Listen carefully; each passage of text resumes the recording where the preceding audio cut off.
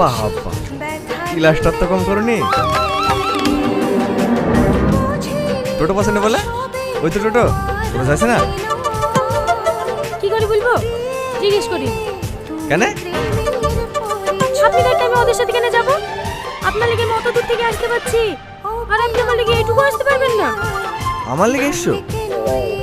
না, আপনার দাদুর লেগে। আপনার দাদুর সাথে আমার বিটি হয়ে আছে, ওকে আমি ভালোবাসি, আর লেগে এসছি। ঠিক আছে ঠিক আছে, বসো। নেন। কতবার ফোন করেছি, ফোনটা দেখেছেন? ফোনটা চার্জে রেখে বাথরুম গোসল করতে ঢুকেছে। এই রাজা, তুই কবে বাড়ি এসছিস? এই তো আজকে সকালে। ভালো আছি? হ্যাঁ ভালো আছি। এই রিঙ্কি, তাড়াতাড়ি আয়, টোটো ছেড়ে দিবে। আসছি। এই রাজা, তোর নাম্বারটা দে তো, তোর সাথে আমার অনেক কথা আছে।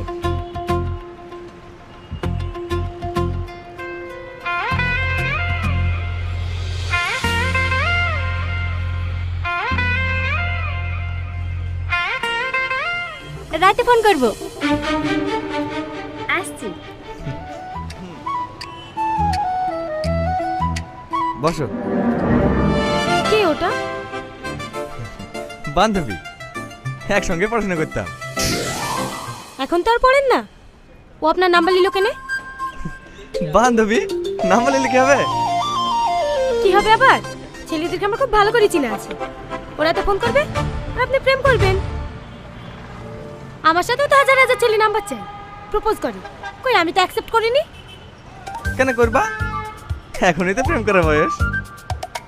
হ্যাঁ, প্রেম করবো তো আপনার সাথে, বিয়ের পর। না না, আমি এখন বিয়ে করতে পারবো না। মানে দুলাভাই বলছিল যে এবার বিদেশ থেকে বাড়ি ফিরলে আমাদের বিয়ে দিয়ে দেবে। বুঝলেই হবে নাকি? আমি কাকে বিয়ে করবো না করবো সেটা আমার ব্যক্তিগত ব্যাপার। আমাকে আপনার পছন্দ না? বিয়ে করবেন না? না।